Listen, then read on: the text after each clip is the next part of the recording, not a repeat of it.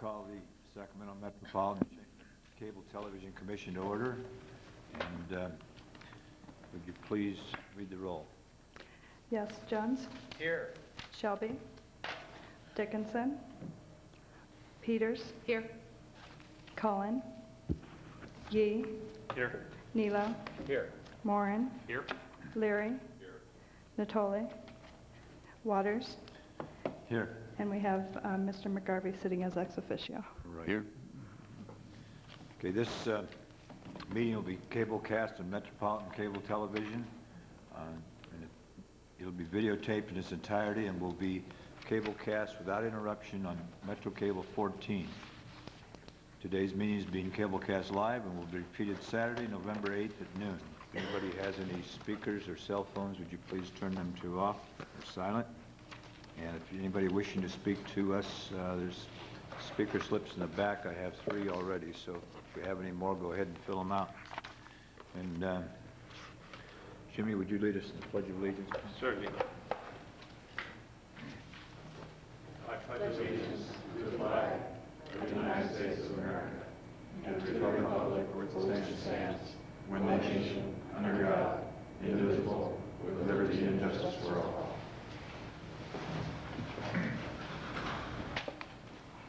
Okay.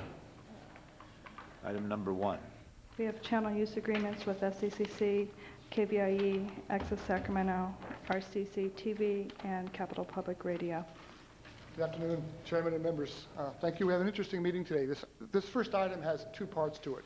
First part is that following budget time last time, we extended the channel use agreements for your community programming entities, and I requested, and you concurred, that we redo the documentation that authorizes the entities to use their channels.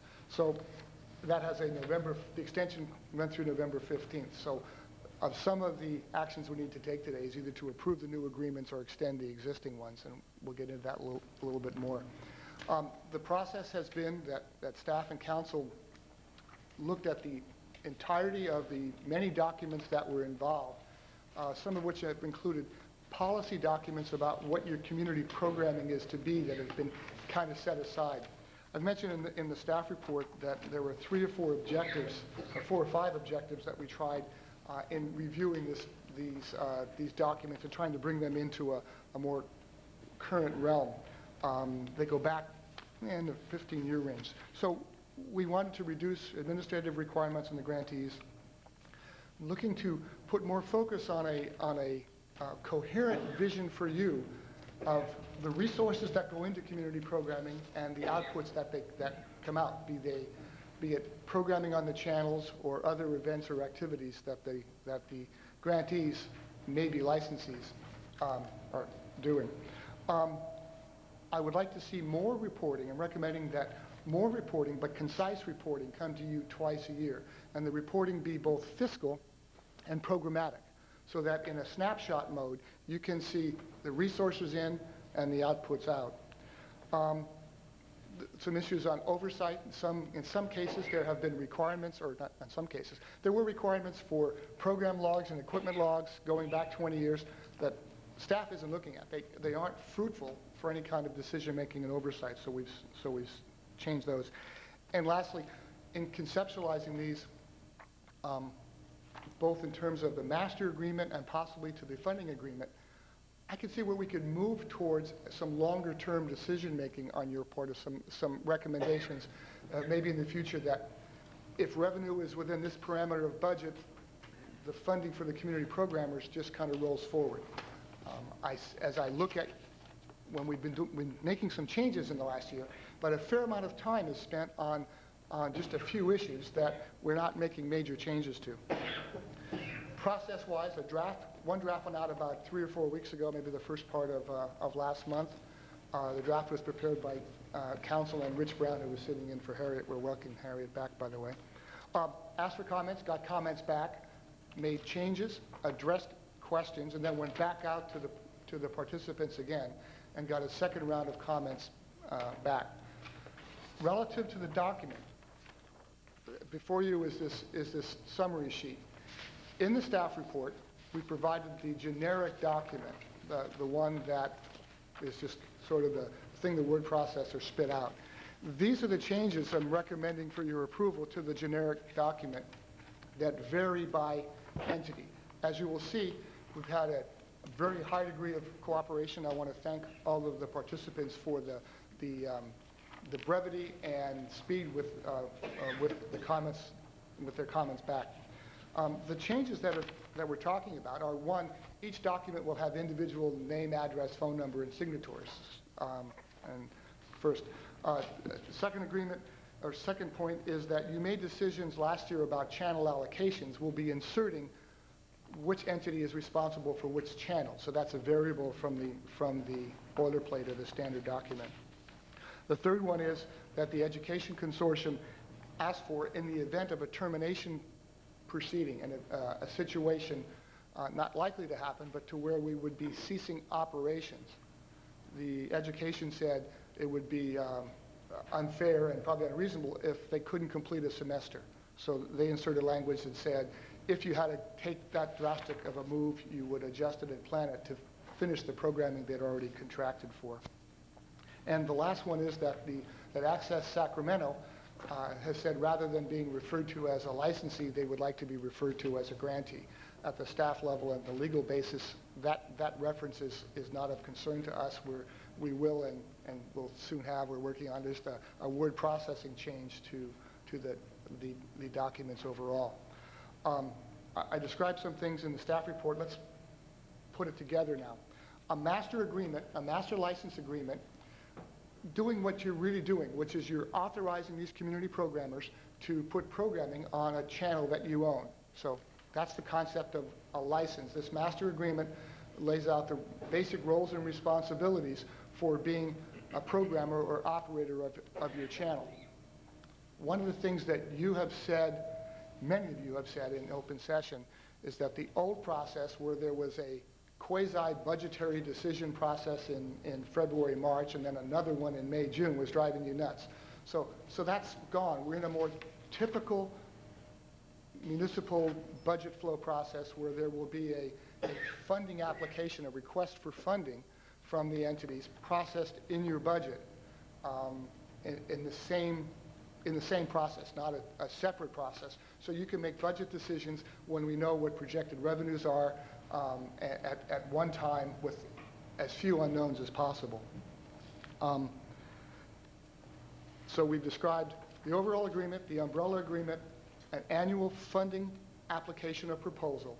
Administratively, we'll put when you've made your decision, we'll put a 2-page contract cover on the application proposal with or without any changes you may have made, and that becomes the funding vehicle.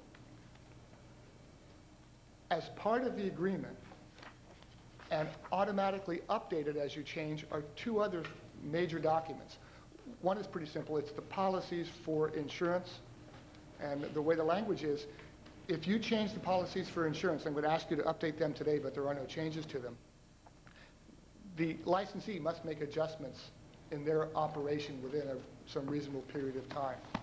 What I was trying to do here was that as insurance language changes, as the riders change, we don't need to re-sign, re-execute the agreements. You will change your policy and they take effect.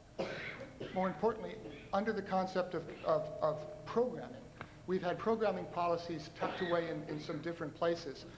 Proposing the same thing here. Your programming policies, of which one significant one we'll talk about later, commercial use, will be in a policy document that's referenced in the master license, can be changed by you as a policy decision in open session, and then applies to the licensees for the then term of that license.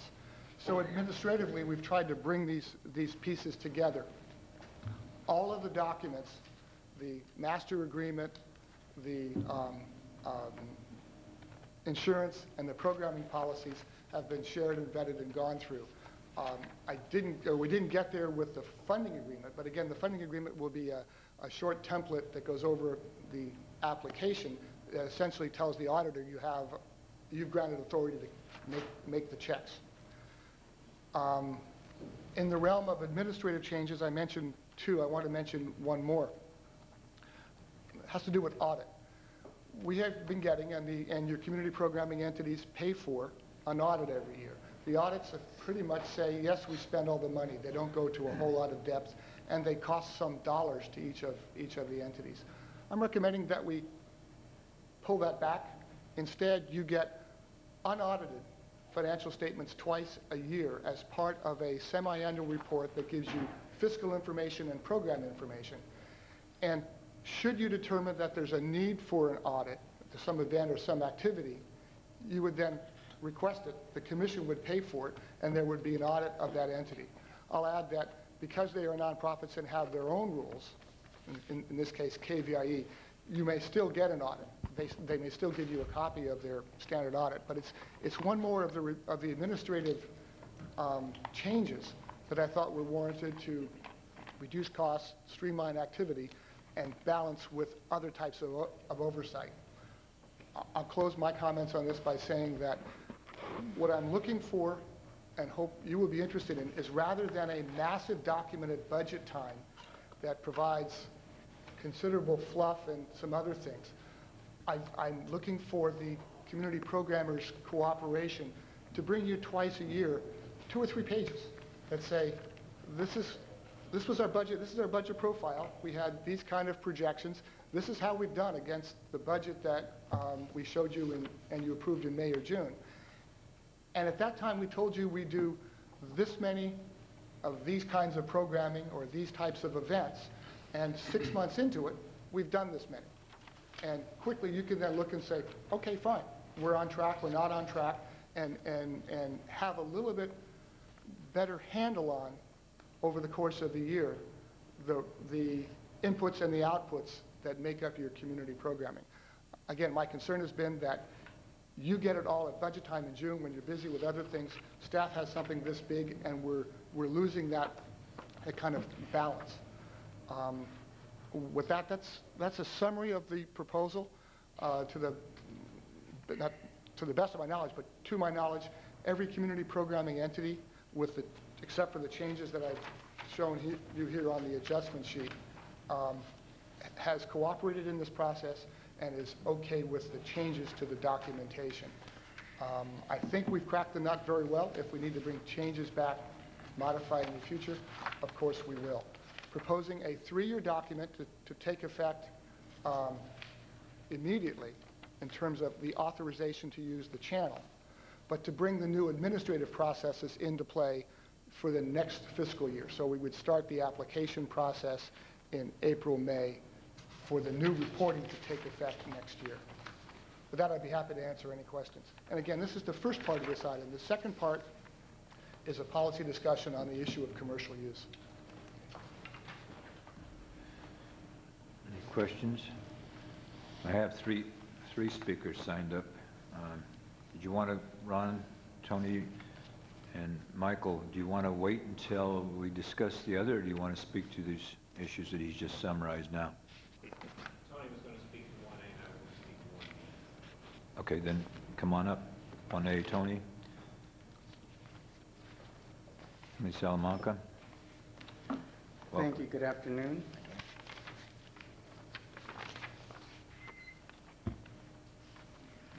My name is Tony Salamanca. I'm chair of the Access Sacramento Board of Directors. I'm from Elk Grove, and I've lived here in the county for 31 years. Chairman, members of the commission, commission staff, and public. On behalf of the Access Sacramento Board of Directors, I'm here to speak in support of our continuing partnership with the Cable Commission, the proposed changes to the channel use agreement. The annual grant you provide to Access Sacramento is a critical difference between empowering your constituents with an electronic voice to their neighbors and to the community. The channels have made a difference in our community. Each volunteer and board member is representative of a very large and diverse community. We are stewards of the media services, and we take this responsibility seriously. Access Sacramento has generated from 15 to 30% of our annual budget from other sources other than the Cable Commission grant each year for more than a decade. Revenue sources include membership fees, reimbursement of production costs, the Festival of Cinema, community media grants, special events, etc. With your permission, our board will expand the search for other sources of income to augment the Cable Commission grant, and we will update you monthly on these efforts. Our existence and the services we provide are more important than ever before. To quote a Washington Times news article, commercial broadcasters have relegated local public affairs programming to the very bottom of the heap behind cartoons, kitchenware specials, reruns, court dramas, dating shows, and late-night talk shows. In Sacramento County, we are fortunate to have the community programmers as a rich resource providing a wide breadth of public dialogue and diverse perspectives. You are directly responsible for the success stories, and we thank you for your past and continued financial support. Access Sacramento Board of Directors pledges to seek out additional sources of revenue. Our Finance Committee is preparing a new business plan that we will launch for this coming year, 2004. Every effort will be made to provide prudent and exciting new leadership, furthering our partnership with the Cable Commission. And each of you, thank you very much for this opportunity to address this body. Thank you very much. Any questions? Mr. Chairman, I appreciate your presentation and all the excellent work your board does. What do you think our policy should be with regard to the potential for commercial use of the PEG channels? Well, we believe that we should have the opportunity to open that up, and especially if it be the benefit of the community. I think that's what we want to hold firm to, and I think that you would be our bellwether for that. And I think that if we mutually agree, then that should move forward. That would help us to generate some revenue. We have corresponded and mentioned that there may be an opportunity of something coming up in the near future. We're unclear about that. But it would really be an unprecedented opportunity. Ron will speak to that issue later on. But, you know, this is just a unique opportunity that we have a community channel, and that if individuals have programming that will go to the community and they're kind of blocked because of the commercial channels that are there, we would be maybe in a very good position to open that up. Okay. And then there's a board briefing paper on this, and there's 3 essential questions that the staff have identified for us on this. I know you're going to get to this later, but I figure since the public's here, we might as well engage on it. One question the staff asked is, should we have the same rules apply across the board to each of the grantees or licensees? Does your board have a view on that one way or the other? Well, as it relates to the commercial use of the, sure. the station, of the channels. I would just guess, in being a member of the public myself, that those channels that deal with education, that their focus really be related in some way to education.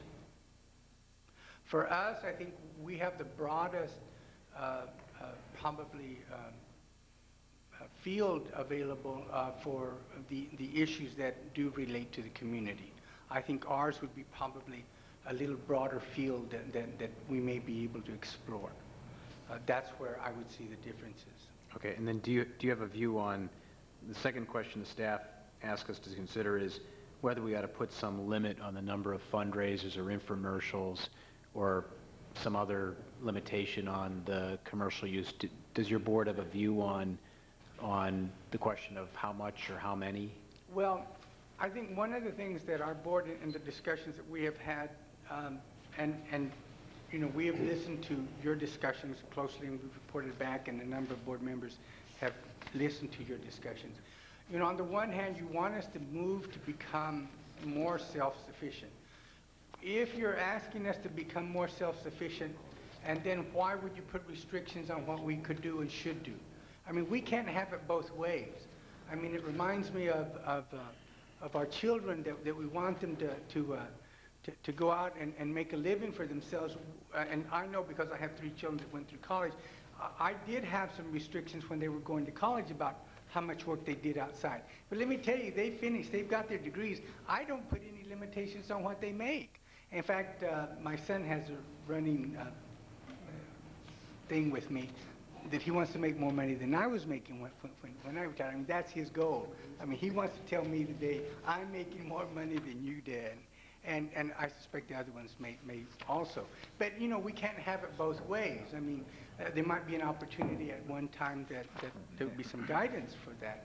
But I think now if we're moving towards us to become more independent and self-sufficient, and that would give us, I think, an opportunity, if there were no restrictions of what we could pull in, maybe opening up an area of community services that really does take more money that we have not really thought a lot about, and they would give you an opportunity to talk to us, to dialogue about if there were more monies. And we know that in this era of limited funds, right? I mean, not very many people are creative on services right now, I think, in government, you know, because of the restriction of funds. When there's a plethora of money available, then really great ideas do mushroom, and that's what we would like to hope to have available to us. Okay, and I take it the same concern your board might have about restrictions as to volume, for want of a better word, volume of infomercials or fundraisers, that same concern with regard to restrictions would apply to the timing, because that's the third question in the staff letter, which is should we consider placing constraints on the time of day when infomercials or fundraisers might be run? Does your board have the same view as you expressed a moment ago on that issue? Well, you know, you really raise an interesting question, and that's the use of infomercials. Many other stations have infomercials. I'm not sure that we're looking at the issue of, you know, like better cooking methods and, you know, better garden hoses and all of, as infomercials. I think we're looking at programming that would serve the community if we could, you know, receive some money for that. I think that's what we're looking at. I don't think that we've really discussed infomercial, and as I as board member, I know a couple of others, I don't think we're looking at that kind of revenue. Okay, but in terms of just the time, whatever form the commercial use might take, does your board have a view on whether we as a commission should set some limitations on the time that those might run? In other words, times of day, you know, not after 8, before 8, or something like that? Well, do you have a preference, or? You know, my feeling is that if you would allow us the creativity, and then once it was happening, then if you wanted to rein it in, you had a concern, or there was concern on the community, please bring that to us. And then we would do that, because many times we just don't know, you know, and to get these preconceived reins on the situation may not be the best. And let me say, if you express these concerns to us, we would be glad to adjust that very clearly. But to put some constraints, you know, of what may be, I'm not sure that's the best way to do things. Fair enough. Fair enough. Thank you. Thanks, Mr. Chairman. Thank you very much. Jim? Thank you, Rob.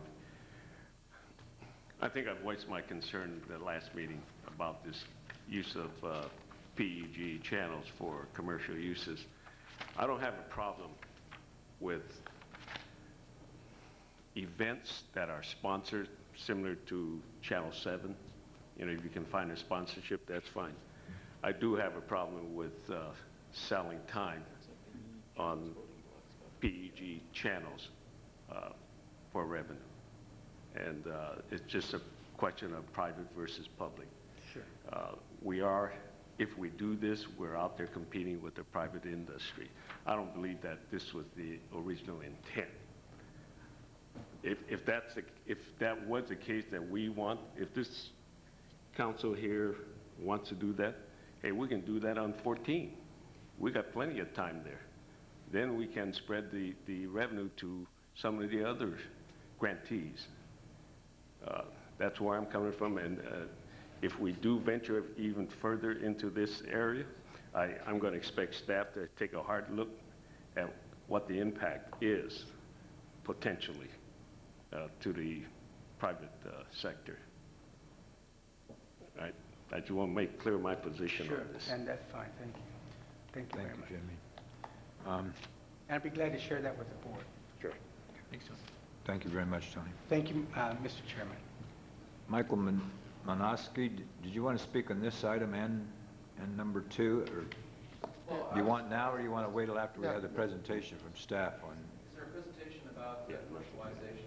On B? Yes. Yes, he's getting ready to make that now. I think we got off schedule there. Yeah, Mr. Chairman, we've started to migrate. It's a staff recommendation that you consider and discuss the documentation and approve the extension or the new agreements. And then I had a brief opening on the commercial use discussion. So you're going to have 2 public hearings? No, I'm sorry. Part A was, if I got the agenda right, Part A was intended to be just an action item for the new channel license approvals. Okay. And then Part B of this item was to begin the discussion on commercial use. I just don't want to lose sight Well, that I apologize to the chair if I went into the Part B. I just wasn't clear whether we were going to have 2 separate opportunities for the public to speak, and I figured Tony was up there, so I'd ask him. We forgive you, Dave. Thank you very much. So we're ready for presentation then. it would be staff's recommendation that we address the issues of the documentation, the channel license agreement, the adjustment sheet, because I'd like to get that done before some of you have to leave, whatever, because the authority for the grantees ceases. So that would be an action item. If there's no other questions, staff would recommend 1, 2, and 3 under item 1. I should say A1, A2, and A3. Okay.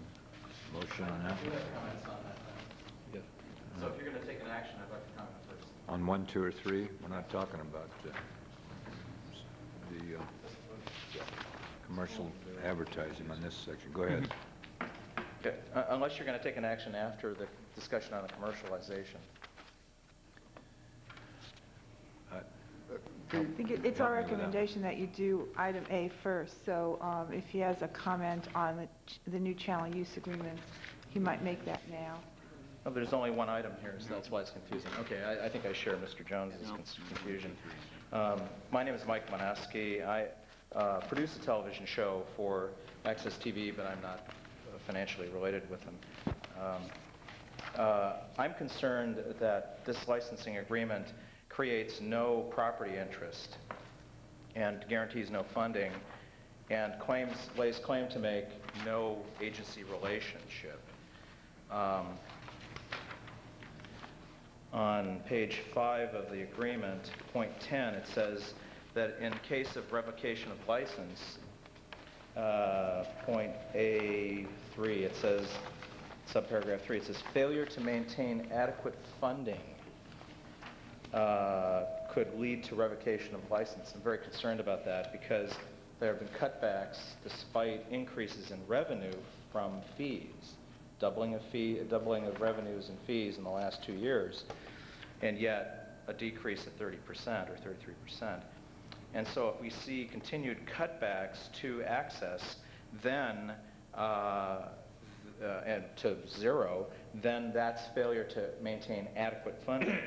And in so accepting the license, the licensee agrees under Part B, it is not acquiring a property interest and no formal due process is required to revoke the license. And I think in accepting this language, this board puts itself at legal risk of being sued by the community because this is in fact a property interest. There is an interest in the license itself. And then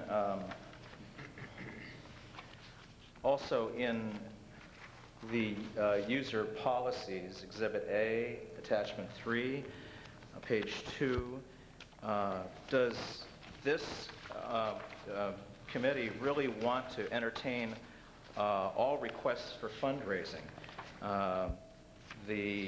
And there's a claim that there's no agency relationship created. On page 2, under conducting licensee conducting fundraising activities, it says in point 2, licensee may not use channels, facilities, or equipment whose use is authorized by Smctc to raise funds or for any other organization or any purpose other than those stated above without the prior approval of Smctc. And that's been historically given to the Sacramento Community Cable Foundation. And so this actually creates even more trouble for the community to be able to put on any kind of fundraising for disaster relief and so on, which we've done in the past. In terms of copyright and ownership on page 3, I have a lot of concerns about it says here that licensees shall have an ownership interest in the copyright of all programs and materials sufficient to control distribution and representation. In other words, Access must not put on shows in which it has no copyright interest, which seems counterproductive. I mean, if somebody comes in with a show and it's owned by somebody, but it's a great community show, for instance, Pedestrian Perils, for instance, comes from, I believe, Maryland, and it's distributed throughout the United States, and it's owned by an individual who does a great job in trying to identify problems in community planning for pedestrians. Does this mean now that Access has to own that? In terms of distribution rights, in Part A, it says, in essence, Access cannot share programs with other community channels that it produces.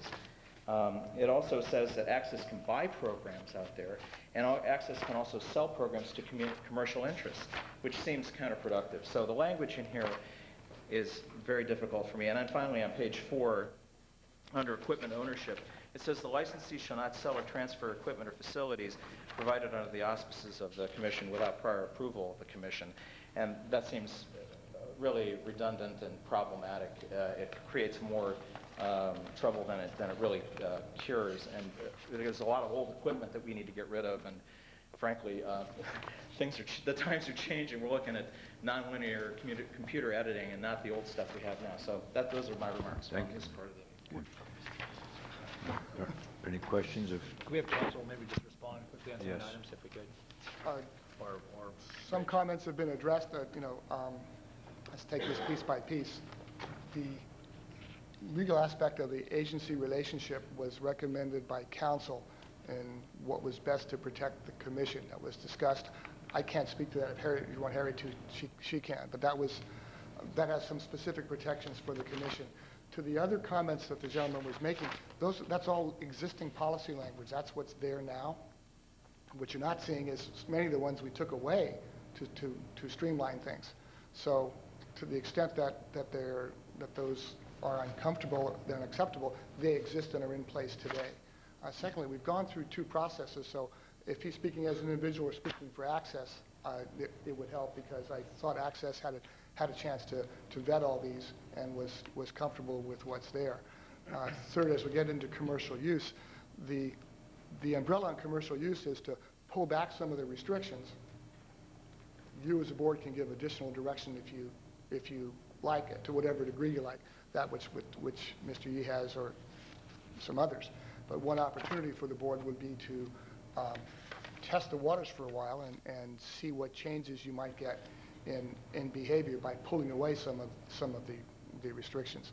So bottom line, staff believe that we had concurrence from all parties on this. We think that most of those issues have been addressed. And lastly, that is almost the exact language of what exists today.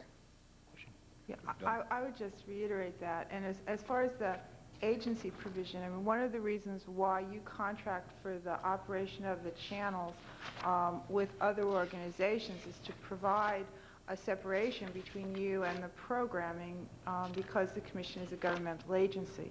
And this allows the licensees, the people that operate, the entities that operate your channels, to deal with the programming content and provides a buffer between you and the programming content to reduce First Amendment issues that occur. Because of that, they are not, we added the language on agency to reiterate that they are not acting as the Commission's agent when they make the decisions that they make in the operation of the channels from day to day. And that's the intent of that. They are not the Commission's agent when they go out and act on the channels. They're acting under our agreement, but they are not acting as an agent of the Commission. So that's why that was added. Again, it was our understanding that that was reviewed and no objection was raised by any of the grantees with respect to that language. And the other language that was just pointed up is almost verbatim with the existing language that's existed for many, many years. You done, Don? Well, I'm just going to, she hit upon the question I was going to ask. We said many, many years being what, 15 years? 10 15 years. 15 years. Late 80s or better. Okay, so that language has been something that the, those that we've had the arrangement with have worked under, and it's operated, again, with some refinement, but it's operated okay throughout those years. And, I mean, people can weigh in and tell us whether they think that's so or not, but the one question the other one I wanted to ask about, though, was this issue of where a license could be, I guess, revoked. And if I understood Michael's point, at least in my mind, it went to the point that because there is some dependency as it comes to access on funding from this commission, from the franchise fees that are charged, that you might get into a self-fulfilling situation here where this commission cuts the funding for whether it's access or for one of the other grantees or licensees. And at that point, though, the adequate funding is not there by virtue of action we may have taken for whatever reason, and therefore it becomes basis for revocation of their ability to operate or provide programming and or their license to do so. And so, again, I don't want to read anything that Mike was or wasn't saying, but that's kind of what I took from that. So what is the safeguard for that? Several. One is any such decisions would be yours in open session public policy. I think that was presumed, but You know, that's clearly there. There are some aspects there that if you were to make that decision, there's phase down and termination requirements as well. And lastly, scope this. I've looked at in the range of commercial use. If you were to, if an entity did not produce the revenue that it said it would to operate, then that would give you grounds to say you haven't met your objective. The biggest answer is that you would make decisions like that in open session. and so if it was due to, at least in part, say we pull the rug out from, from all the funding that's currently available, and that would put all of the licensees at some or great disadvantage, because if that was done, now that might be an action that we had to do out of necessity, but then if it put them in place where they can no longer program and operate, then it puts their license in great jeopardy. Again, an action by this board. I mean, if that's what existed for some time, that's not, is this new language? Or this is existing language, and it has been in place? It's variation on existing language. In drafting this, the advice of counsel was that from your position, you need some escape valves, both right. for authorization of the license and annual funding. Who knows what events will happen or not happen, but we couldn't be in a position to recommend to you something that you couldn't get out of if you had to. If the issue of the funding and at least two public processes it would have to go through is objectionable to you, staff isn't locked up on those. I wouldn't say it was objection. Yeah, I was just kind of probing yeah. a little bit, Rich, just to get a sense Yeah, on what was behind it would take a funding decision by this board, and then it would take a revocation decision by this board. That absolutely and certainly would not come lightly. Concept, we could be in a mode down the road where you might make these decisions both to the license and to the funding on a 3 to 5 year basis. And you would just let it go, get your annual or semi-annual reports and let it go. If there's an upset in between, I believe your agreement has to have a way out. Okay, I follow. Okay, thanks. And I would just add to that, your existing agreements do not obligate you to fund any particular year. I mean, that's why you make your funding Right. decisions each year. And so you could end up in a situation where you decide not to fund one year, at which point you would still be faced with the same decision that these agreements bring to the fore, which is how is the channel going to operate? Okay, thanks. Dave? The concerns raised about copyright, as I read this language, it just is designed to ensure that the licensee has the right to program programs that they've gotten from others, that they've secured whatever rights they need to allow themselves to program programs they've gotten from others, so that they're not programming stuff that they don't have the right to broadcast. Yes. That's my understanding as well. And then the other part is that programs produced with public resources cannot be then taken to the commercial market and sold because the licensee or grantee has a copyright interest that can mitigate that. One of the concerns you had is that is exactly that. Somebody comes in, uses public resources, then goes out and sells it. By the entity, your grantee entity or license entity, having some copyright control, then that commercial relationship is prevented. Okay. Other questions? I would entertain a motion then on A, 1, 2, and 3. I'll move it for approval. Second. Seconded. All in favor? Aye. Opposed? Abstentions? So carries. I'll keep this brief on the commercial use. I think Councilman Jones has already done the introduction. I think we've covered most of it. The commercial use language that is in the existing agreements has evolved over time, was fairly robust. In the document you just approved, we brought it down to a fairly simple language, which says any outside funding must be reported, and it must be used for the purposes of supporting the licensee's operations or the channel. The questions in the staff report were intended to be thought joggers for you. We've wrestled with this before. I've had Harriet do a pretty good bit of research on the legal basis, and you can have Harriet elaborate, but as stated in the staff report, the commercial use policy is yours. There is not a restriction at the federal level or at any other law, except to the point, as I said in the staff report, we don't believe you could take a paid channel and put channel 22 out of Santa Cruz on it, or another commercial broadcast channel on it full time. That looks like that's been blocked. But in our opinion, would you have the authority to say that some time on a channel could be used for infomercials? Yes, we believe that's within your policy realm to address. There's nothing in the contract language with the cable operators that addresses that issue as well. So with the comments just made that the recommended policy at this time, or what you've just approved, is funds go back to the entity and they get reported twice a year. The other questions that Mr. Jones was asking of ACCET are yours.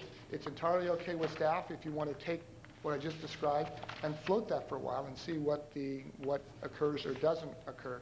But it's staff's opinion that, as Mr. Salamanca said, the evolution of the language that existed up until just now had a restrictive bent to it. It came from a philosophy where the board's policy was we wanted very little commercial use. That's a 15 or better year-old policy. Is that still your policy? It's fine. If you, in current fiscal realities, want to change that, that's fine. If you'd like to just coast for a while, that's fine with staff as well. Yes, Dave. I'm just curious, does anybody know what the policies are for public television? I bet there's somebody out there that... Jan probably does. Jan should know.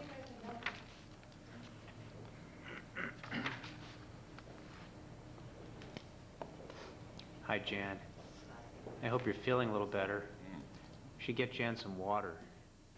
That's okay, thank you. I just had some. Okay. Jan Tillman from KVIE. Good afternoon. I'm sorry about all the coughing. Right. I was regard- I was curious about what the policies are or limitations there are with regard to public television, either KVIE's own policies or policies from the FCC. national or FCC or the National Corporation for Public Broadcasting. And they are three different things.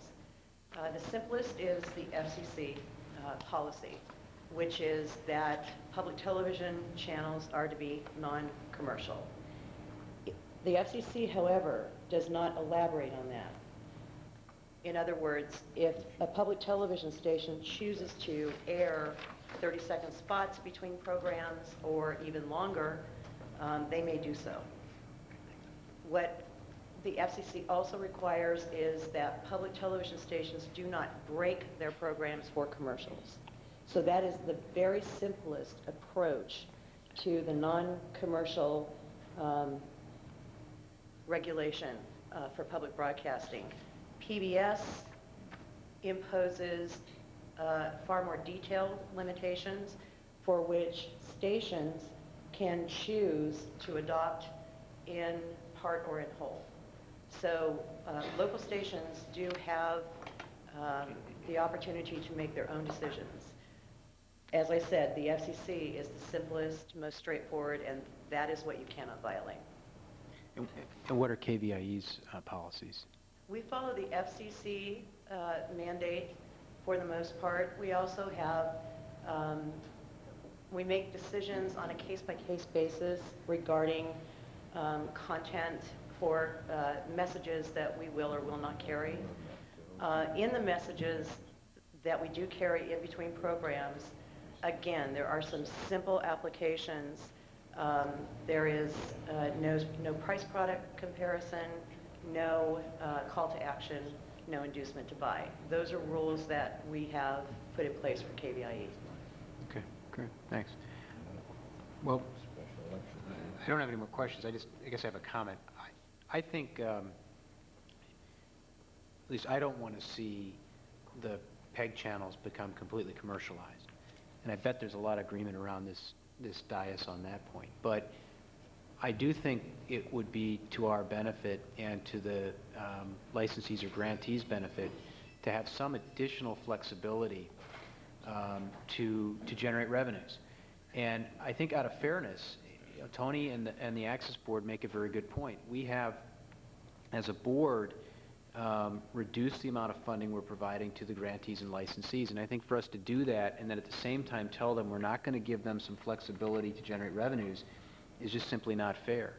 Now, where we land on this continuum that the staff have identified, I'm not sure, but at least from where I sit, the ability for them to run commercials and to do fundraisers would not do an injustice to our underlying goal, which is to have viable public access channels. And I'm confident that Access's board, which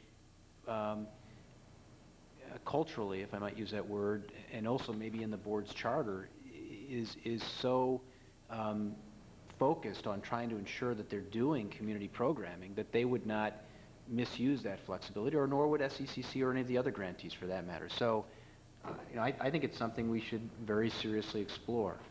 Now, I don't think you've given us something here that lets us actually take action, but I think it would be useful for us to give you some direction to come back with some options that would let us take action and would let us amend the existing commercial use policy. And I would tend to err on the side of greater flexibility as opposed to less, with the notion that if problems do occur, we can rein it in, as Tony alluded to earlier in his public comments. Thanks. Other comments? Ron Cooper, you want to speak on this item? Mr. Chair, while Ron's coming down, could I just ask, it might be helpful, Rich, the information that Jan alluded to relative to what FCC and PBS put forward. She said there's a fairly detailed background on what PBS utilizes. If that's something that's available, maybe you could get it for members of the commission between now and next time we meet or something like that. Again, not to give you extra work, but it would, I mean, I don't know outside of what Jan said what exactly is detailed in that, but I thought she could give a good overview, but that would be helpful maybe to have that. Okay, Ron, go ahead. Ron Cooper, Executive Director of Access Sacramento. On this issue of commercial use, I think it's important for all of us to really appreciate that we're really venturing into real unknown territory. We have an extensive email listserv of community media centers all around the country, public education, government access centers, and I did put out a call several weeks ago for anyone who is doing anything in the way of commercial messages on their channels, their public education and government channels. The document that I just passed out is probably the most, I think, thoroughly thought through response to that call from Mr. Lato. So I offer that for your information. Basically what he's saying is it's uncharted waters, similar to what your staff was reporting to you. We don't really know. There's confusion about what's permitted, what isn't. I think it's also important to point out that the role of Access Sacramento's board and the executive director in answering to the board is to provide stewardship. And we really use that word a lot because we really mean it.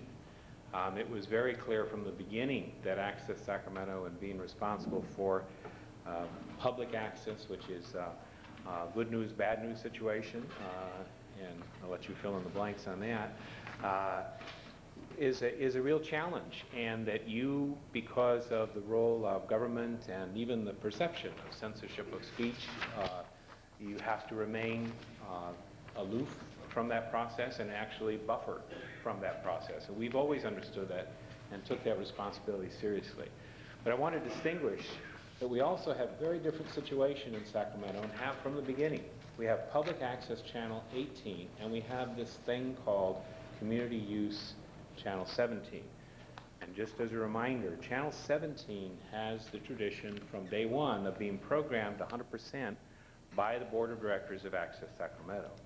So there is an opportunity on channel 17 to work in an experimental way with some revenue generation that will probably look more like than different, which is our tradition of following the PBS guidelines. We've been using what I call the conservative PBS guidelines, which have been modernized, and Jan was, kind of giving you that sense.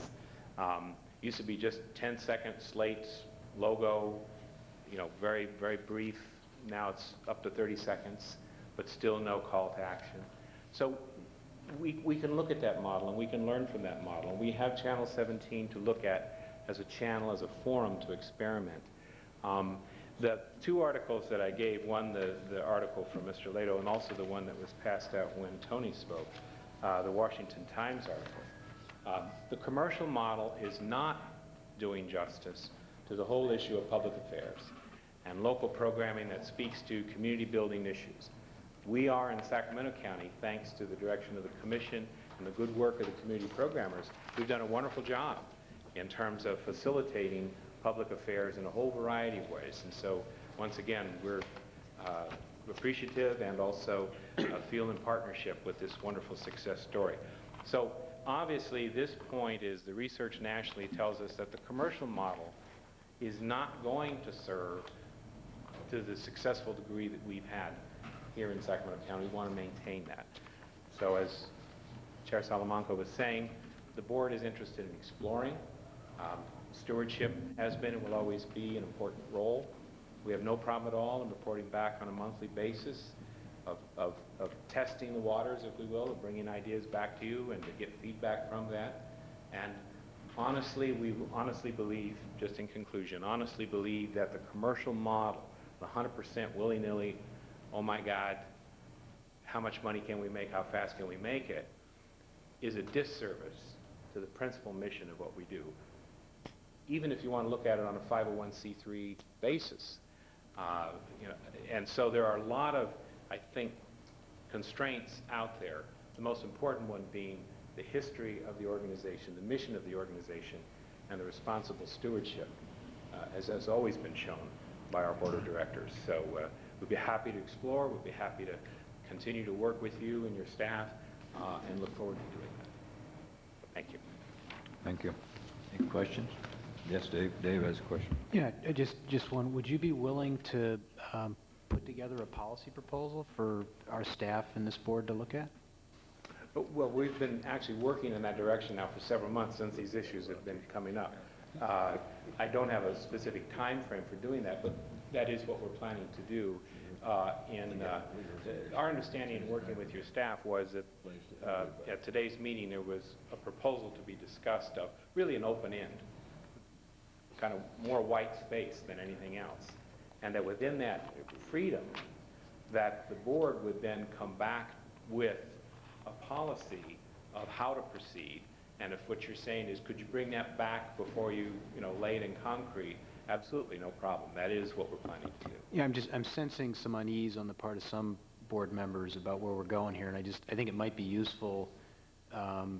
We may not ever totally allay that unease, but it just might be useful for us to have a policy proposal in front of us, and who better to do it than an organization that's committed to public access, and that is also, frankly, at the crux of the dilemma that I alluded to earlier, which is we're asking you to do more for less. And I mean, if the board agrees with this approach, I'd suggest that we make the same invitation to SCCC and the other grantees and licensees, and you can either submit it individually or submit it collectively as you choose. But that would be my suggestion to my colleagues, is let's ask the grantees and licensees to submit a proposal to our staff and review it, and then run it up the flagpole here. We're going to continue the discussion till next time, so if that helps with our input, fine. Mr. Chair, if I could, I have to leave in a moment, but just wanted to briefly say that as a member of the KBIE board many years ago, before they were even doing what they do now, I was in favor of doing the sort of thing that they're doing now, separate and aside from their auctions. So I think it's a reasonable thing to consider. It does cause some discomfort, though, in terms of potential competition with the private sector. And I might make the observation, we don't have any of that here today. And I'd like to, if possible, hear from those in the private sector with whom the risk is that we would be competing. Perhaps Comcast and SureWest would be their spokespeople, or perhaps others, but I'd be curious to know what they would think. I am willing to consider commercialization of the PEG channels in some sense within a definition of what that means, and specifically through a medium, if you will, that is aimed to not compete with the private sector, after listening to what the private sector thinks, should they choose to give us some testimony, which I think is kind of what KBIE attempts to stay to. I think that is a reasonable model to sort of launch a discussion from. So you now have the questionable benefits of my thoughts on this, and I'll see you all at the next meeting. Thank you, Roger. Thank you, Ron. Thank you. Okay. So we don't need a action on that then, if we're just going to continue this for discussion? Let's check if Mr. Jones's recommendation or direction to the community programmers, maybe if somebody else to speak here, and what Mr. Nilo just said, let's just check and see if we heard. There was a request to the community programmers to put a policy in the hopper. There was a request of staff to make sure that the commercial folks would have an opportunity to speak. Maybe we put that in a mix, lay it out for you, and come back with something with a little bit more meat in the bones. What I'm hearing is the direction from the board is not absolute. You are not saying we will have no commercial use activity in our channels. You're saying help us explore some well-defined little bit, and let's go through a process of doing that. That's the sense I have, and that may be a little bit different than what Mr. Yee said. Just checking if that's the direction, we'll go to work. Well, Mr. Chairman, I'll make a comment. I know Mike wants to speak on this. I share the opinion, especially as I think the only member of this commission over time who continually fought for increased funding for the grantees and lost that battle on any number of occasions, that as we have not kept pace in that regard, that we ought not to also close the door to other avenues for the grantees to realize some funding opportunities. And to that extent, I think that whether you call it commercialization or sponsorship or something that permits seeking support in exchange for airtime of some length is a reasonable step to take. I would, though, probably tend to approach it in a relatively conservative and limited manner, and tend to parallel what what public television does, what KVIE does. I think that it works well. I mean, if Hewlett-Packard wants to sponsor the computer training course that SCCC shows, I think that'd be wonderful. I don't know that Hewlett-Packard has to say, "Come, please buy our computers," as part of doing that. I'm not ready to take the step of having a half hour, an hour of what I would consider an infomercial, which is a sales pitch. So I would say yes. I'm interested in going down this path, but to a limited extent in terms of its character. I wouldn't limit it necessarily as to time of day or number a week, because it would be limited in the nature of what I'd be interested in approving in any event. The other thing I would just say is I'm not too worried about competition with the private sector here. I don't think there's any problem in asking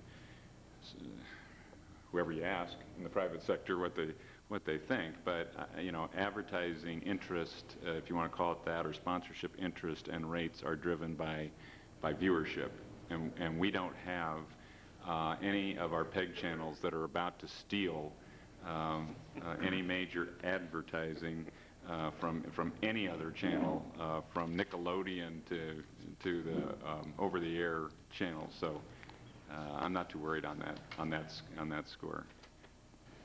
And I'm sorry, I have to go too. Yeah. Okay, Jimmy? Yeah, I don't want my comments misconstrued, but I was looking forward to what KVI Channel 6 or 7 was doing to give us some idea of this commercial aspect, because I haven't heard any complaints about any competition from the private sector regarding what they're doing on those two channels. So I would prefer to look at some of the guidelines that they have set up. Okay.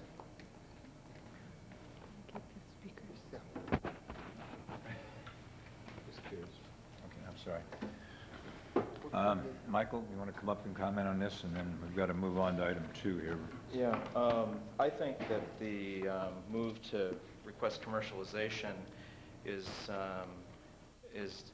dangerous to Access Sacramento and public TV, because the other parts of what I refer to as the four-legged stool, GERP, not PEG, government has the power to tax, education gets automatic funding from the state, the religious sector can pass the hat tax-free, compelling very strong religious arguments, but this fourth part of the stool has no access to money per se, except through the funds that we tax each other with, and the fees that come through.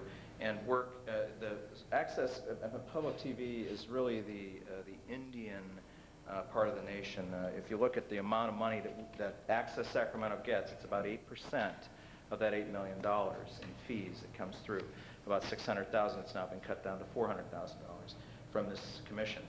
The same thing is true of what happens on the casinos. Bally and Harrah's and the BIA, they all get about 90% of it, and then there's another 2% that goes to the hierarchy, and they see 8%. I was astonished at that comparison by a judge from the Blackfoot Nation just this last year.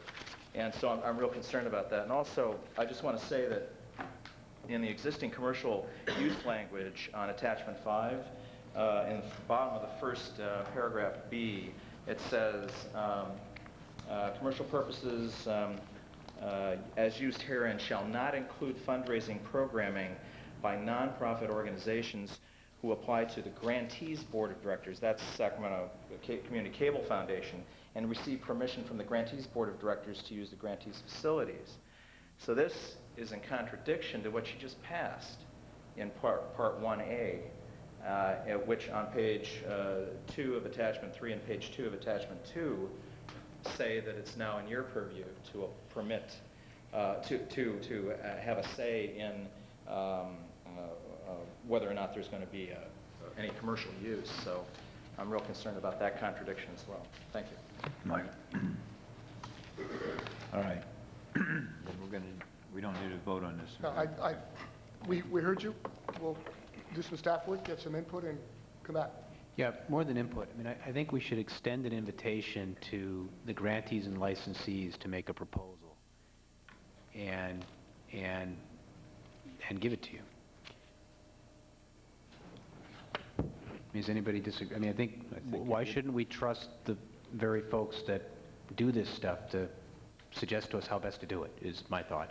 So, I mean, I don't see Liz saying no, she's not interested. I don't see Ron saying no, he's not interested. Jan left because she's not feeling well. But why don't we just ask him to make a proposal and submit it to staff? That's what I suggested a minute ago, is that be included, No, because I think it's a good idea. It's just the staff said input. I mean, let's have them submit a proposal.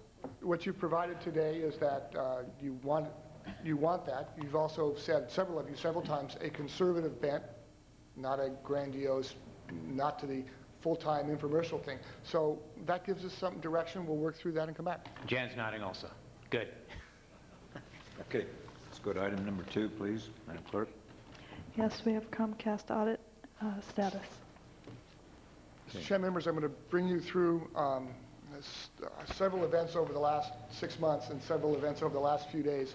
The recommendation, there is an action recommendation, so I'm hoping we don't lose any more of you so that we can take that step. 2 parts to this problem. As you know, you authorized us to do an audit of Comcast for franchise fees, actually for AT&T Comcast going back for 2 fiscal years. We approved that. We authorized the county auditor to pursue that. One of the reasons I recommended the county auditor is that the county is also doing a UUT audit, and the activities overlap, so I thought there'd be a cost savings there. Over the course of time, there have been some administrative and logistical delays on the part of Comcast that has given us, I mentioned last time, heartburn.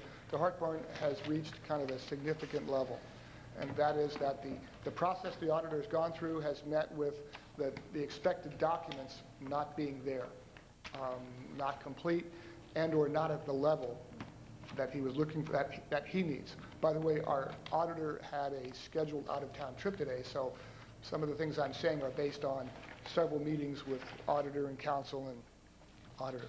So we have one issue, and that is to move Comcast along the way to deliver the data elements that the auditor needs to do his job.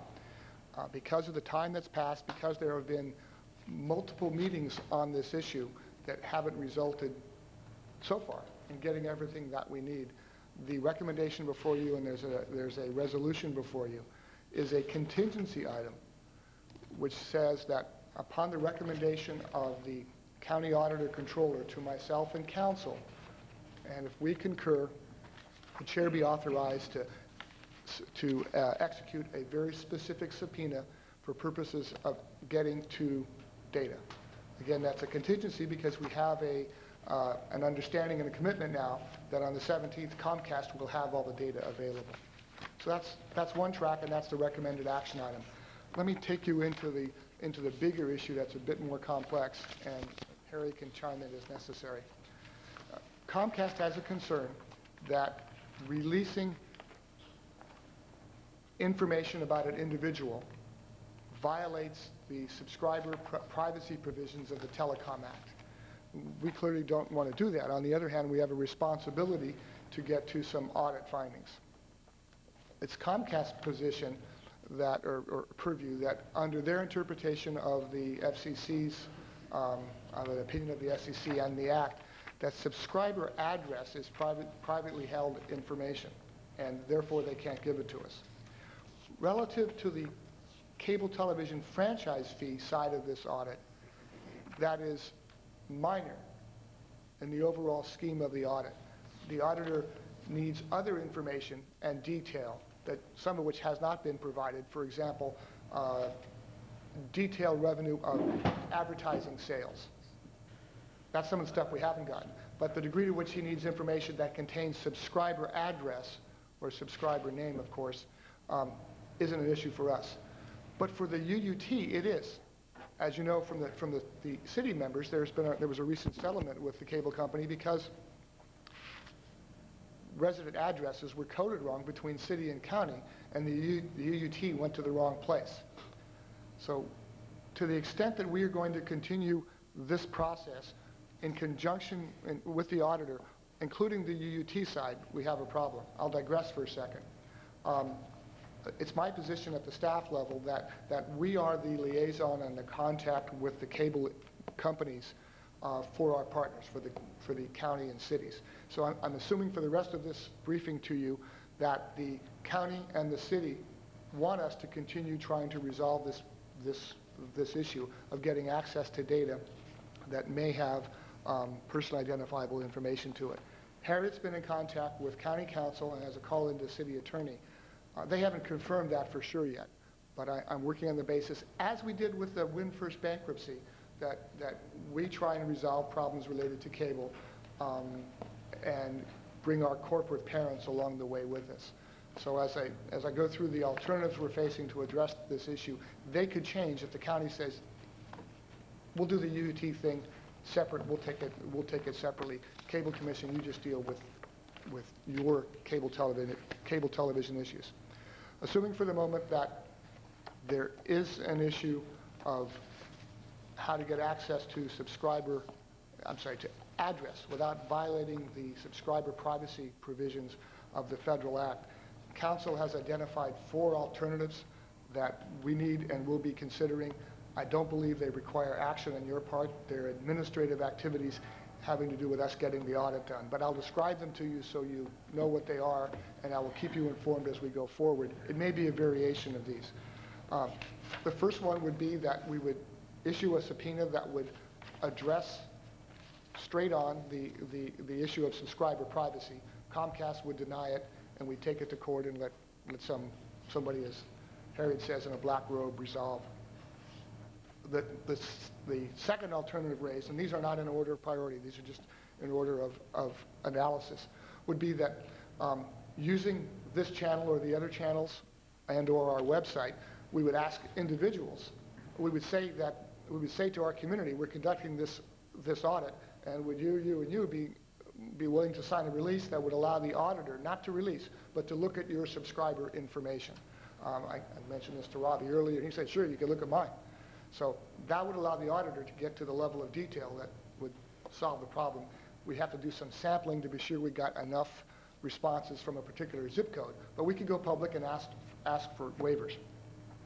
A third approach would be, given the concern that Comcast has that if personally identifiable information gets in the hands of government, it has an open door aspect to it that concerns them. To mitigate that, they're saying they would bring in a third party, a private sector intermediary, whom we would give specific instructions to, who would then go into the Comcast data, analyze it on their professional basis, report back to the auditor whether the parameters and the findings were met. And that person would not convey, or that person or entity would not convey any data, any detailed data about individuals to us. And then there's 2 more variations of the same thing. One is that we would go back in and execute an agreement, a protocol, if you will, with Comcast that sets the parameters for which we would go forward. And a variation of that would be we would do that, but then we would also take that then, Harriet called it a protective order, and ask a court to approve that, to be sure that what we've negotiated and agreed to doesn't get Comcast in hot water or us in hot water. The importance of this is that as we finish the Comcast audit, which is the big one going back a couple of years, I've already notified the auditor to plan that we need to then look at the financials and lay the groundwork of our other cable companies. They're new. It's important to get them off on the right track. So as we crack this issue, it has applications to us on a going forward basis, and it absolutely has applications to the city and county on the UUT audits that they conduct. So in summary, I'm asking for you to approve a resolution that is a contingency action should the non-subscriber data not be available as promised when the auditor goes to the Comcast corporate office on the 17th. Again, that resolution says that If the auditor controller, with concurrence by council and myself, recommend to the chair and the chair agrees, the chair can execute a subpoena for specific data on the non-subscriber side. I'm hopeful, but not guaranteed, that we will have that. But I believe we certainly have Comcast attention at a level that hasn't been there on the prior 6 months.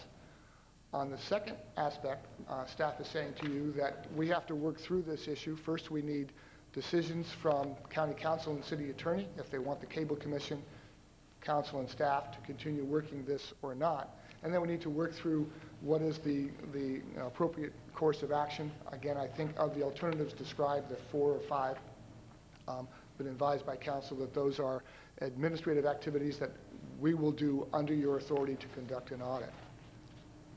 Yeah, I think I would only add to that that the resolution in front of you for the subpoena provides authority from this board to issue subpoena not only for non-subscriber information, but also for subscriber information to the extent that the auditor needs that, and we cannot reach agreement on some way to get that. The reason, one of the reasons that we have this dispute on subscriber information is because the federal law says personal identifiable information. It doesn't define that. And there's not a whole lot of rules on that, either from the FCC or otherwise, as to what that means. And there is not an exception, like there is in many of the other laws that we use, for the ability of government to come in and conduct something like an audit. There is an exception for a court order, so that's one of the reasons why Rich has been talking about court orders. It's, you get a court order for information, then it's clear that the cable operator could release it. We only want this information for the purposes of checking, so that the auditor can check through the whole set of records and make sure that all the numbers jive all the way from the very bottom to the very top. There's no intent to release any of this information in any way, shape, or form, or even necessarily to retain that information. But without, in some way, being able to test it, the auditor feels that he, rightly so, I think, hasn't finished his job. There's also, I think, the majority of the issues regarding addresses has more to do with utility user tax than with us, but in a lot of the areas, like the, new subdivisions in Elk Grove, just to pick an example, we need to try to make sure that those new subdivisions are coded correctly so that the revenue is coming back to us and not going to a neighboring jurisdiction. Now, I mean, there's a lot of space between Elk Grove, let's say, and, the next franchising agency down, south of Sacramento, but there's still the possibility that because new subdivisions are coming in fairly rapidly, that they would get miscoded, and there is some desire on the part of the auditor to check some specific areas around the edges of your jurisdiction to make sure that things are being coded when the zip codes go further outside of the area than what our jurisdiction is. Because zip code information, as you know, isn't coterminous with jurisdictional boundaries. So there is some interest on our part to get some specific address information, but it's not as strong an interest, I don't think, as what the county has and what the city may have on their utility user tax. In closing, we gave you a copy of the memo yesterday from our auditor. As you read that, you'll see that the auditor has found some miscodings, not necessarily of the geographic type, but miscodings of revenue that Comcast has essentially concurred with. Bottom line is there will be some audit findings, but without the detail, we don't know what the magnitude is. So we have some issues that need to be looked at because we know there will be a finding when the audit comes out. The data will tell us if it's serious or not. With that, I'd be happy to take any questions. Again, the staff recommendation is that you approve the resolution as Harriet just described, and we'll keep you informed. And I believe there's someone from Comcast who wants to address this issue. Yeah. Before he comes up, Rich, Paul, we got a couple of questions here. Go ahead. I was looking over the auditor controller's response here, and on the second page, 7B, and you're talking about the user utility tax and doing an audit on that. I see that Elk Grove's been eliminated from that. Is there a reason for that, or? what the auditor identified was that advertising revenue for those jurisdictions wasn't included in the gross totals he was presented from the general ledger. Okay. That would say that the Elk Grove numbers are there. These aren't. We don't know the magnitude of that yet. Yeah, verify that for me if you would. I'd appreciate that. Okay. Thank you.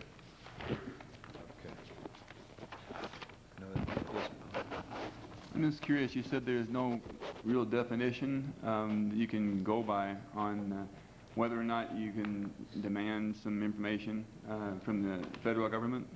If not, then going to court sounds like the only way you can actually get some parameters you can use in the future. Right, well, I think that's one of the benefits of going to court. If we can agree on a definition and it works for the auditor and it works for Comcast and we can agree to the confidentiality of the information through a process that everyone feels comfortable with, that might also be sufficient for our purposes. You know, their concern is if they release addresses, you know, you could take an address and in some way link it up with a name and then be able to use that. Thank you. Okay. Yes. You mentioned the parallel with the UUT. Do we see parallel resistance with, like, say, PG&E or SMUD when they're auditing those folks? Or We asked that question of our auditor a couple days ago. They don't have the same, at the federal level, the same subscriber privacy provisions that cable has. That's what I was assuming. Okay. What you watch on what you choose to have in your home is a very protected special language that PG&E doesn't have. Thanks. Right. And I would note, we're looking for financial information to make sure the numbers book. We're not looking for viewer information or that kind of information. Okay. Robin? Yes. Are we the only cable commission in America that's asked for this kind of information on an audit? We asked that same question, and we were told that this happens rarely, if ever, and they don't have, most of them, I guess, are done by third-party auditors, you know, private auditors, and they sign some kind of confidentiality agreement. That's my guess. Here, because the county auditor maintains an auditing staff, and that's what they do for a living, I think it raises the whole issue, I think, to a different level. And the UUT. And the UUT This on is top unique of that. because of having made the decision to try and save money and tie in the UUT. Okay. Paul Fisher. Come on up, Paul. Thank you. Paul Fisher, I'm the Area Vice President for Comcast. I thought it was important to come before the Commission to explain that we are not dragging our feet on this intentionally. In fact, we think we've got most of the major issues handled, and I certainly expect to have on the 17th the data that the auditor is looking for. The one area that we have not come to an agreement about of any substance is the privacy issue. And we find ourselves in a real difficult position on that one because there is federal legislation specific to the cable television industry related to subscriber privacy. And under that legislation, we cannot provide specific information that identifies a customer personally. Things like address, telephone numbers, and names. We can't disclose that even to a local franchising authority. Arguably, this is one of the issues we're working on right now, there is FCC orders specific to that point. Even if that, basically that is our position right now. It is not, we certainly understand the Commission's intent and we certainly want to cooperate. We understand why the Commission is looking for the information, and as I've said a couple of times here, we want to provide as much information as we can. However, we really do take very seriously the privacy of our customers and the obligations that we have under federal law. So that is really the only point right now that we haven't overcome. We've got several options in front of us that we've been discussing that can help us get past this point, and we're optimistic we're going to be able to resolve those. Okay. Yeah, I have a Yes, quick question. Does this third-party auditor option has come up? Does that change your position at all? No, in fact, in my discussions with our counsel at corporate, that while this has come up very, very rarely in those instances, it has been resolved by a third party that the parties agree upon, and within reason we've been willing to pay for. Wait a minute, I'm not sure I understood the answer. I thought the question was, if there was a third-party auditor, does that resolve the problem? It sounded like the answer was, if we use a third party to review the information, there's not a problem. Well, we would require a confidentiality agreement from the third party as well. Okay, but That was agreeable, obviously. I'm just trying to make sure that there's not an important distinction I'm missing here. It sounded like our staff said that in some... Go ahead. I don't believe there's a real distinction. Because we're using a government auditor, we're talking about a third-party auditor to come in and, interface between Comcast and the government auditor. In many cases, the franchising agency, for example, or the city, doesn't have internal auditing staff, and they hire a third-party auditor. In that case, I think they just make sure that the audit report that goes out doesn't include any of the confidential information. Right, but is there am I misunderstanding a potential distinction between, of the 4 or 5 options that Rich laid out, one of them was a third party who would be an intermediary between the information, between Comcast and us vis-a-vis the information. He didn't use the word auditor when he talked about that option. So that seemed to me to be different from the notion of a third-party auditor.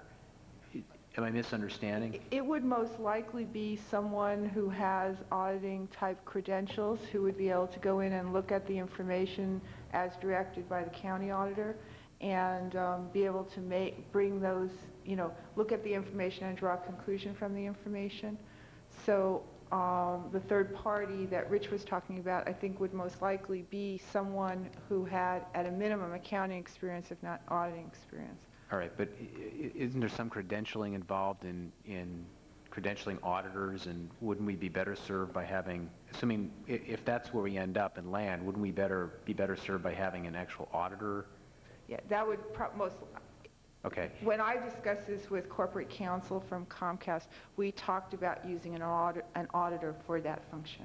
All right. And does that matter from your standpoint, whether it's an auditor or some other third party that's not an auditor? We would expect it to be a professional auditing firm, like an accounting firm, that their business is auditing.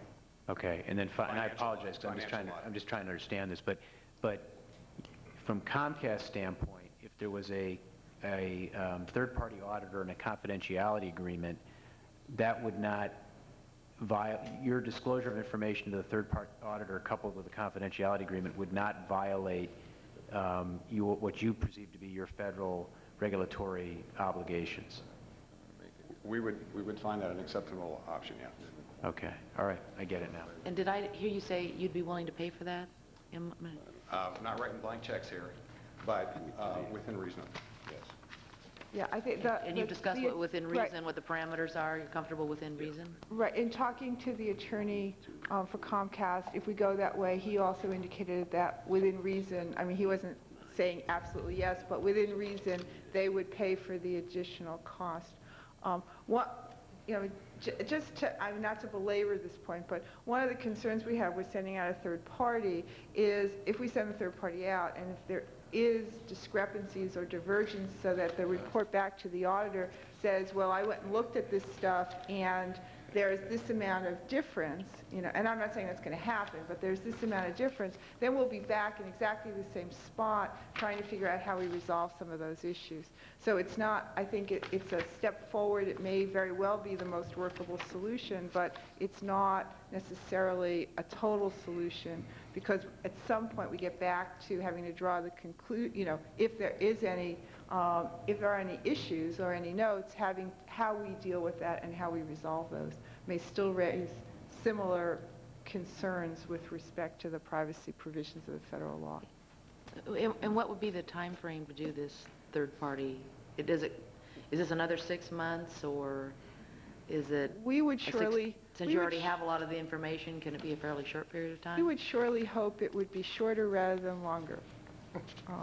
So, I mean, we're trying to get this resolved as quickly as possible, so that the auditor can finish what the auditor needs to do and report back to us within the next couple of months.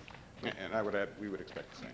And again, I'll point out, if the city and the county say, Cable Commission, we don't need your help to get this figured out for the UUT, the options narrow fairly quickly, and we can come up with a process very, very quickly. That's the first step, is do the city and the county want us to follow through with this. This third-party auditor solution would pretty much be telegraphing to the county auditor that they would have to go to outside audit staff for future UUT audits, if that's where we come. So we need their input. They're the guys upstairs. Okay. Any other comments? Well, we're being asked, I know I have a couple more speakers, but while you're up here, approving the issuance of a subpoena is basically what the resolution is going to say, and I just hope we don't have to serve that subpoena. That's all. I'm sorry, you just hope we don't have to serve that subpoena on you. We're hopeful as well. We're going to vote today, and I think the votes are there to approve the issuance, but not the servicing of it at this point. No, we're hopeful that we wouldn't come to that point. I hope so too. Thank you. Robbie, when's our next meeting? December 4th is your next scheduled meeting. Is this something that we can resolve by December 4th and we don't have to get into the subpoena issue today? Well, what we're asking for is not actually, it's just the authority to allow the chair to sign a subpoena, to issue the subpoena. We were hopeful that we would get that, so the auditor is going to Comcast offices in a week and a half. 17. At that point, we would know whether we're getting what we need to get, and we could move it forward if we needed to. We also weren't, Rich can speak to whether or not there may or may not be the ability to cancel the December 4th meeting. And so we just wanted to make sure we had the authority if we needed it. We're not intending to use it unless the auditor comes back to us and says, I really need this information, and I can't get it. So that's okay. And the 17th. You're talking about longer, shorter, and the 17th is a meeting where we hope to get all this information, and we would not have to issue the subpoena then, or serve it, I should say. Okay. And did I understand Comcast, or Harriet, I'm not sure which this question is for, they really are more comfortable having the subpoena for us to request that information than not? No. We believe at this point, Rich and the auditor and Comcast have had several discussions. We think that we're at a level at this point where the auditor and Comcast understand the type of information that the auditor needs, and when he goes to San Ramon and looks at the documents on the 17th of November, he will get what he needs. Assuming that happens, except for the privacy issue, except for the issue, the limited issue of those places where the auditor believes he needs address information to finish testing the accounts, we would then be finished, and we would figure out how best to work through the federal law to get that address information that we need. That may include entering into an agreement, hiring a third-party auditor for that limited purpose, or issuing a subpoena and going in front of one of the judges in Sacramento County to get a court order so that that meets the requirement of the Privacy Act. And what we're trying to do is meet the requirements of the Privacy Act, as opposed to, litigate something, issue a subpoena just to have a piece of paper. So we don't know at this point where we'll fall on how best to resolve the issue, that limited issue of the privacy issue. The other issue, we're hopeful we will fully resolve that on the 17th, and the auditor will then be able to move forward on all topics except for the topics that he needs the individual information. Your question begs an answer to another question, which is, what is Comcast's preference in this matter? And there's several options here that we're talking about.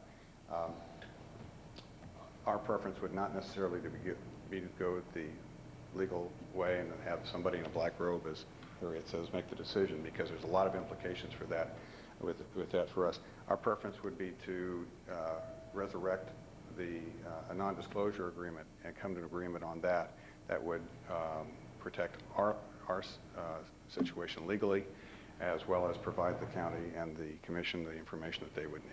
But there's implications that have to do with that the staff has expressed concern about, that we would have to work through. Well, would that give us the answers we're looking for, so we can see if there's been any misbillings or any of the other misreportings, the purpose of the audit, of course.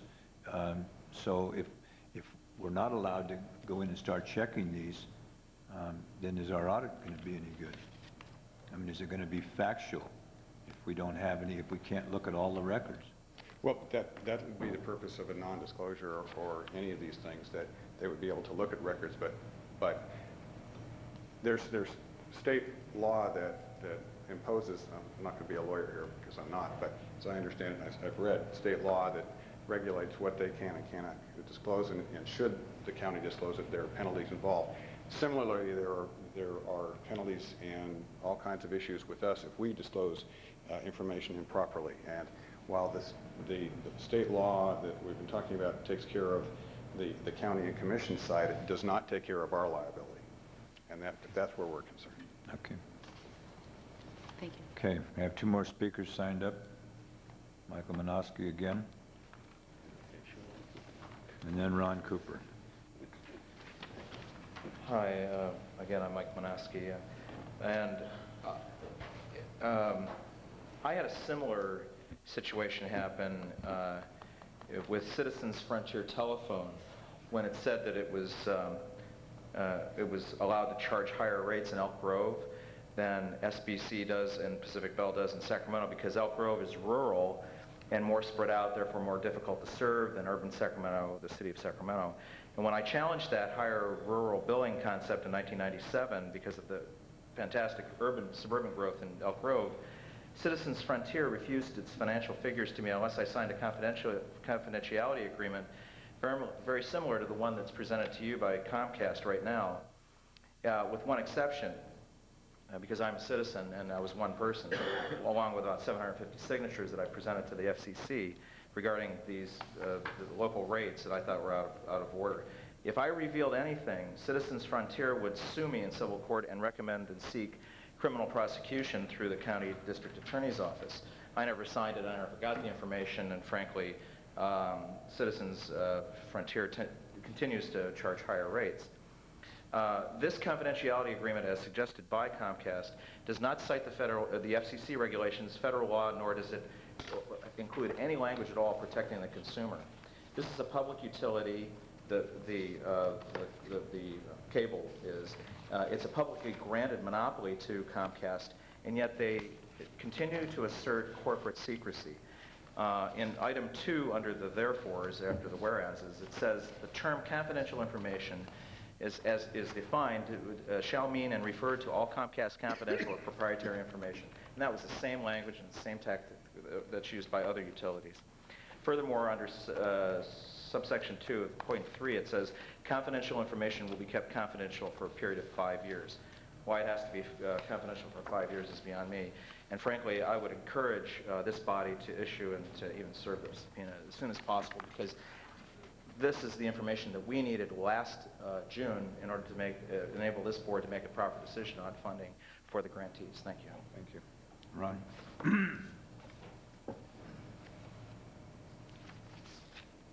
Ron Cooper with Access Sacramento. Just very quickly, going back to the hearings that Mr. Manaski was just referring to,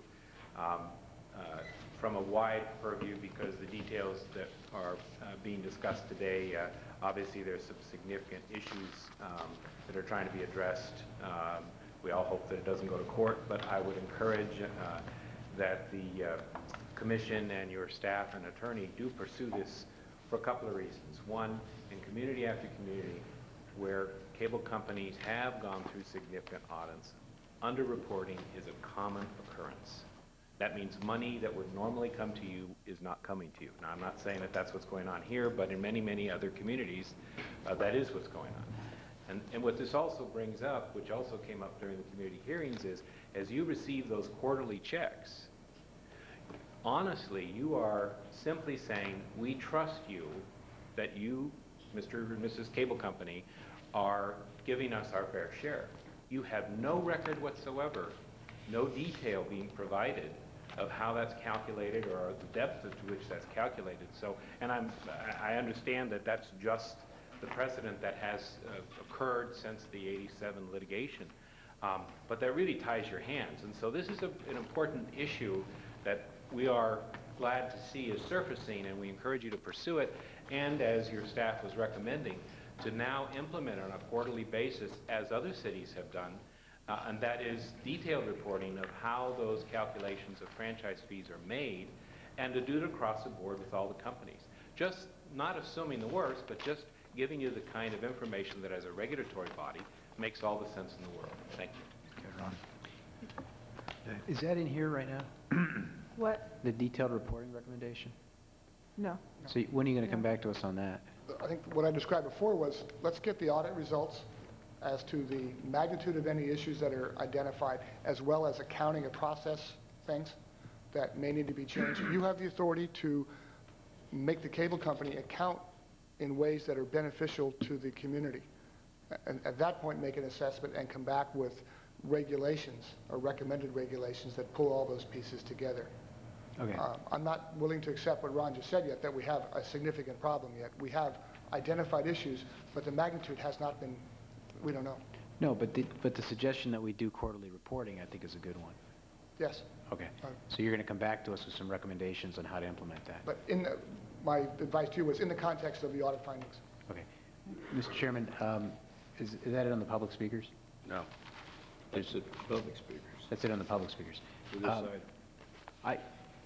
I appreciate Comcast coming forward today and indicating that they believe that a number of these issues are going to be resolvable, and that the information we've requested, which hasn't been available heretofore, will be available, but for this one issue of privacy. And so I don't see a lot of harm in issuing a subpoena, particularly with the understanding as expressed by our counsel and staff that it's only going to be used in the event that the agreed upon information is not provided. I also don't hear any dispute by our staff that there may potentially be this federal issue that Comcast has raised. And I hear as well from our staff that they want to come up with, they've got 4 or 5 potential options to try to work around it. And I think we would be better served to let them decide administratively which of those best protects our interests and also is best suited to the particular entity we're dealing with here than us up here trying to pick one of those 4 or 5 options. I don't feel comfortable making that pick right now. And this is fluid enough that I'm not sure we could make that pick accurately right now. So I'm happy to support the staff recommendation here. You want to make a motion? I will put that in the form of a motion, yes. Second. Second. All in favor? Aye. Opposed? Abstentions? Hearing none, that's passed. Go on to item number 3. We have notice public hearing, amend campaign disclosure regs. Rich, go ahead. I recommend that you open the public hearing, correct procedure. We're proposing here to amend your campaign reporting regulations. Your campaign reporting language from 1985 says $250 or more, and we're suggesting that you bring your regulations in alignment with the FPPC Form 700 reporting. This should make those of you running for office have less administrative problems over the $1 issue. The staff reports are self-explanatory. I recommend you open the public hearing, take comment, and approve the change to your regulations. I don't have anybody signed up to speak at this. Open the public hearing. Open the public hearing.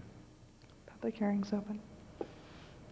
No speakers signed up. Does anyone in the audience wish to speak to this matter? Mr. Chair? Yes. If there are no one signed up to speak, I would like to move that we close public hearing. Okay. Second from someone? No, second. All right. Okay, all in favor? Aye. Opposed? Abstentions? Furthermore, Chair. I'd like to, Harriet, Excuse me, am I missing someone? We need 6 for a quorum. We do have quorum. Oh, Do have- where did no. where did Robert- Mr. O'Leary go? Robert McGarvey is ex officio, Right. Oh, We only got, who just walked out. Is Mr. Leary up there chatting with Tony? Larry to get back in here. get Larry back here to I'll go vote. get him. Check the men's room. I counted 6. Well, we had I 7. know. Same way.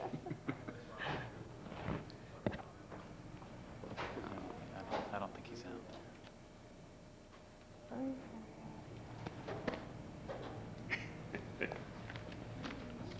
That's why we need a sergeant at arms. He may be gone. He left, okay. Well, we don't have a quorum, so we'll have to put that over till the next meeting. Okay, you'll continue that to the next meeting then? Continue. Okay. Now we're going to go to item number 4. We have franchisee, licensee, general status presentations. At the moment, no one spoke as fill out a speaker's sheet. If you have slips, come on up. Is it on this item, or just bring it up?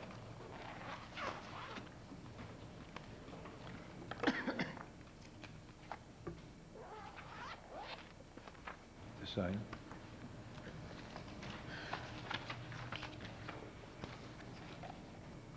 Okay. What's your name on the record, please, Ms. Brown? Hello, my name is Yolanda Brown. Go ahead. Okay. Hi, I'm Yolanda Brown, Customer Care Manager of Comcast Communications, and I'm delighted to be here today to tell you about our grand opening event of our new call center in Natomas, California. By now, you've probably received your invitation, and we're looking forward to seeing you on November the 14th. I do want to share a little bit of information with you. We right now have approximately 265 representatives that are taking calls in our new call center, and about 112 new hires currently in training. Our last class finishes early January, which will bring our call center to approximately 430 representatives. We expect stabilization to occur mid to late March of 2004. We also expect the learning curve to last approximately 90 days for representatives. But again, we are looking forward to seeing you all on November the 14th and taking a tour of our new call center and seeing what Comcast has to offer to service our areas. Thank you. Thank you. Okay, no other speakers signed up on this item? Correct. Go receive and file. Okay. Item number 5. We have grantee status presentations, and at the moment, there's no speaker slips. Anybody want to speak to that item? Receive and file. Okay. Item number 6. Staff status report, revenues, and PEG interconnectivity. 3 report backs, members. First, your next meeting is scheduled for December 4th. Second, I said I would report to you quarterly on franchise fee revenues. We continue to be on budget. I will say that the revenue, that the check that came last week from Comcast is flat year to year, but the other cable companies are up a little bit. So you continue to be within 2% of budget. So there is no red flag like there was last year. If that continues, we'll be fine. The pay connectivity, you asked me to report back about 10 days ago.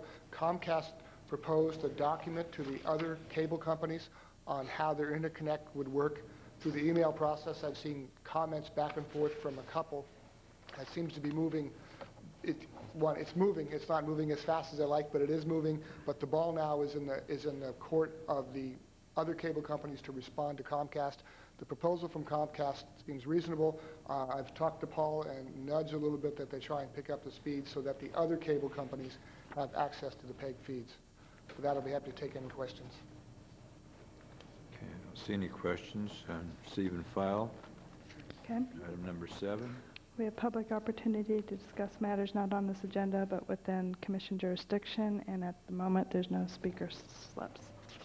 Okay, we'll have to wait 1 minute because Mr. Espasto told me at 2:30 this meeting would be over at 4:30, so I just want to accommodate you for adjournment. Good guess. Yeah, he said 4:30. Too bad on the regs,